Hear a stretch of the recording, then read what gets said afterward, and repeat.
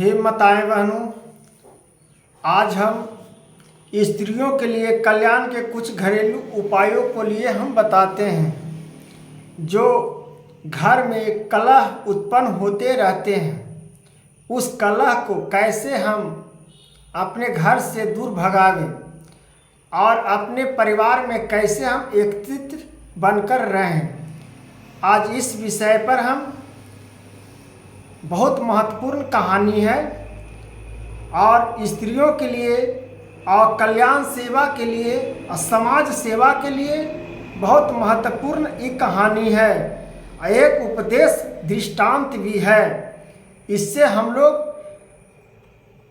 एक जगह शांतिपूर्वक अपने घर के वातावरण में शांति हम कैसे लावें उत्पन्न, उस प्रकार से इस आज कहानी में हम बता रहे हैं भक्तजन। हे माताएं बहनों, बहुत विशेष ही है। स्त्रियों के लिए तो ये कल्याण के कुछ घरेलू उपयोग है, स्त्रियों के लिए तो ये बहुत महत्वपूर्ण है। अगर इस कथा को, इस कहानी को जो पुरुष अमल कर लेगा, जो महिलाएं, जो स्त्रियां, जो माताएं बहनों इस कहानी को अमल कर लेगा, उस समझिए कि घर के भगवान की तरह बना देगा और भगवान को वैकुंठ की तरह बना देगा। घर में लड़ाई झगड़ा कलह खत्म कर देगा। तो ये कहानी के सुनिए। कहानी को हम स्टार्ट करते हैं। माताएं बहनें, किसी संयुक्त परिवार में दो स्त्रियां, किसी संयुक्त परिवार में दो स्त्रियां, पुरुष, उनके 5 लड़के और 2 लड़कियां थी। लड़कों का विवाह हो चुका था, उसमें चारों के बाल बच्चे भी थे, उसमें चारों को बाल बच्चा भी थे, मिला के 7 हो गए। सभी काम के लिए लड़ते झगड़ते रहते थे और दोनों पुत्री को, जो संयुक्त परिवार में 2 स्त्रियां थी, उनका 5 लड़के और 2 लड़कियां थी। 2 लड़कियों को शादी नहीं हुई थी, लेकिन चारों पुत्र को शादी हो गया था। 5वें वाले लड़के के जो छोटे थे, उनका शादी नए हुए किया था। इस प्रकार से माताएं बहनें, बहुत विचित्र सी कहानी है। परिवार में एकता के लिए ही कहानी है। तो काम धंधा के लिए तुक्का मैमा होते रहता था और नए नए छोटे बहू को शादी हुआ था तो वो मैके ही घर थी। ससुराल 1 दिन 2 दिन रही थी, उसके बाद में मैके घर, नया नौहर थी, कन्या चली गई। एक दिन की बात है भक्तजन, माताएं बहनों, कि सास और पुतोह में नहीं पटता था। एक काम, रसोई के काम सास को हफ्ता बांध देती थी कि शाम को खाना आपको बनाना है और सुबह को खाना हम बनाएंगे। ननद को झाड़ू देने के लिए ऑर्डर हो गया था, एक ननद को कुछ और पानी उनी भरने के लिए। इस प्रकार से तू मैमा उस घर में होते रहता था। और जो छोटी वाली बहू को जो शादी हुआ था, छोटी वाली बहुत प्रिय भगवान के थी, जो अपने मैके घर में बहुत संस्कार सीखी थी, कुछ पढ़े लिखी भी थी और भगवान को नित्यदिन पूजा पाठ कुमारे से ही करती थी। छोटी वाली बहू ने जब एक दिन ससुराल आई, लाने गए, तो इस सब सास बहू में, ननद में लड़ाई झगड़ा देखते हुए मन में छोटी वाली बहू ऐसा कभी वो नहीं देखी थी, क्योंकि अच्छे परिवार का घराना के थी, अच्छे संस्कार वाली थी। छोटी वाली बहू अपने सास जेठानी से एक दिन हिम्मत पार के मन में सोचने लगी। पहले छोटी वाली बहू ने सोची, पहले हे भगवान का नाम लेते रहा, हे भगवान मेरा ऐसा घर में क्यों विवाह करवाए, कौन से मैंने कर्म गलत किया था, कौन सा मेरा पूर्व जन्म का कर्म था खराब कि जो कलह ही घर में मेरा शादी विवाह करवा दिए, और अच्छे घर में क्यों न करवाएं।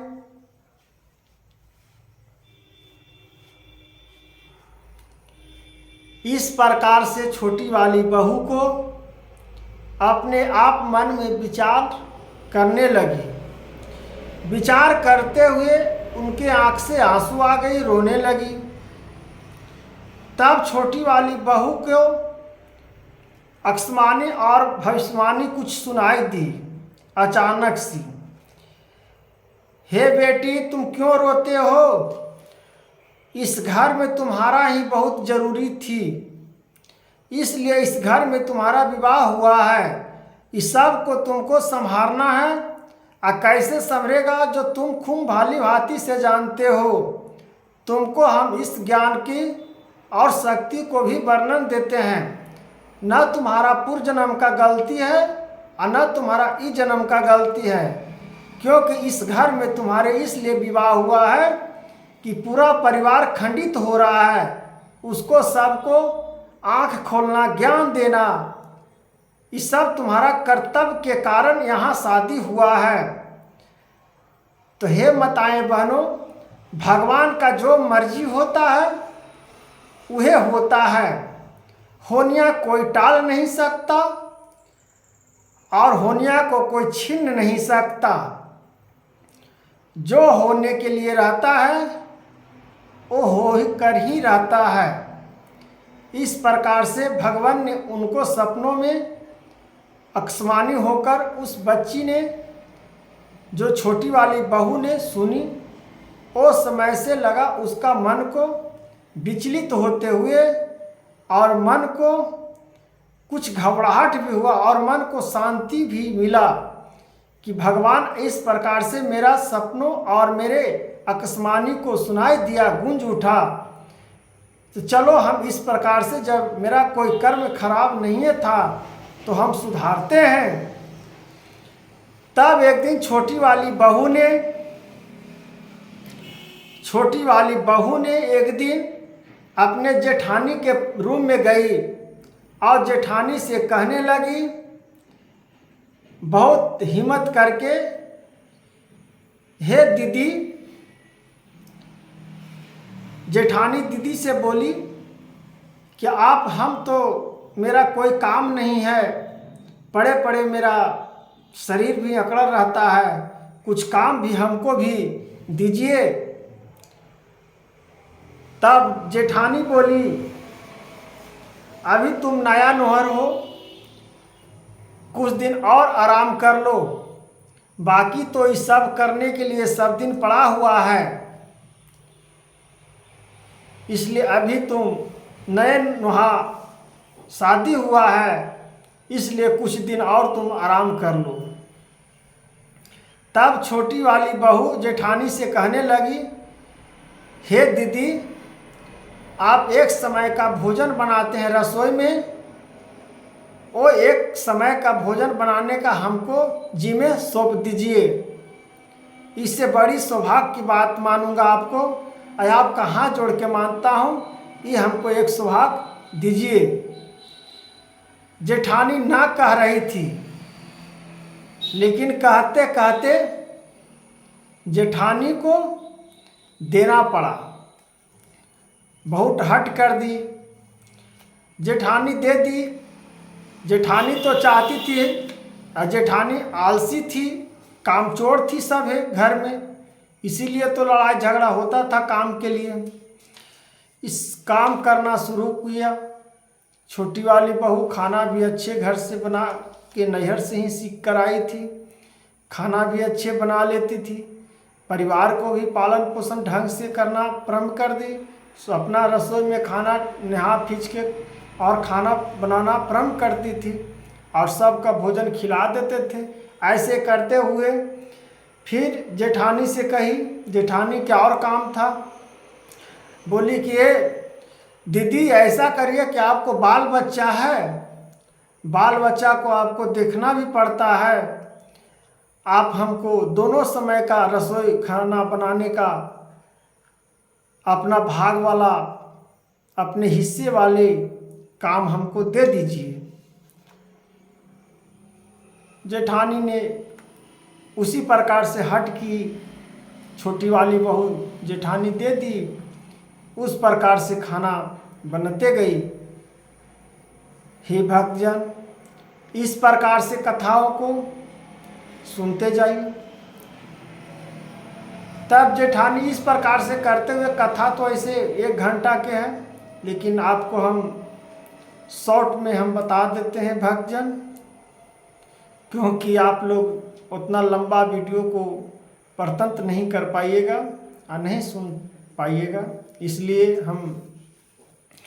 तब छोटी वाली बहू ने एक दिन सास माँ से कहने गई, सासू माँ से, कि सासू माँ आप जो काम करते हैं वो हमको काम दे दीजिए, इससे हमको पुण्य प्राप्त होगा। जो साल भर का पुण्य है वो हम साल भर में पुण्य को प्राप्त करना चाहते हैं। सास ने कही कि ठीक है, हम तो जो अनाज तनाज है इधर से उधर देखभाल करते हैं, घर को चलाते हैं, ठीक है वो संभाल लो। छोटी वाली बहू वो भी संभालना शुरू किया। फिर ननद जो घर बहारू झाड़ू देती थी वो भी छोटी वाली बहू ले ली। इससे उन लोग को समझ में कुछ नहीं आया, इतना फुर्तीली सब काम चोर थी। जो बाजार से आता था तो अच्छे अच्छे खाना के लिए लड़ जाती कि पहले हमको अच्छा सामान मिल जाता, हमको खाने के लिए मिल जाता। इस प्रकार से कलह होते रहते थे। लेकिन जब से छोटी वाली बहू ने अपना लगाम को धर ली, काम हमें हाथ बटाना शुरू किया, उस समय से घर में सुधारना धीरे धीरे शुरू हो गया और घर को भी प्रगति पर बढ़ने लगा, इनकम भी स्रोत बढ़ने लगा। कहा गया है भक्तजन कि जहाँ शांति वातावरण होता है वहाँ भगवान प्राप्त होते हैं, जहाँ कलह होता है वहाँ भगवान प्राप्त नहीं होते हैं। इसलिए कलह नहीं करना चाहिए। भगवान को प्राप्ति के लिए शांति से मिलजुल कर पूरा परिवार में सदस्य में काम को अपना अपना काम पर ध्यान दें। इस प्रकार से हम लोग जीवन को वशिष्ठ रूप में और ज्ञान के रूपों में हम लोग इस प्रकार से हम लोग चल सकते हैं। तब छोटी वाली बहू ने ननद के भी काम ले ली। फिर उसके बाद में सास सिसम कहा कि आप तो बड़ा भाग्यशाली हो, इसका कारण अर्थ बताओ। छोटी वाली बहू ने कही, माताजी इस सब काम करने से पुण्य प्राप्त होता है, भगवान प्राप्त होते हैं। किसी को बर्तन मैसने के लिए रसोई बनाकर खाना खिलाना, ये भगवान प्राप्त होते हैं। कोई अतिथि आ गए उनका स्वागत करना भगवान की प्राप्ति होती है। अतिथि भवो भगवान, अतिथि भवो भगवान। जो अतिथि को दर्शन, अतिथि को मान सम्मान देते हैं वो भगवान को प्राप्ति पाते हैं। और इस प्रकार से करते हुए छोटी वाली बहू ने सब की काम की एकता करते हुए सबको एक समान का मान सम्मान देना प्रारंभ की।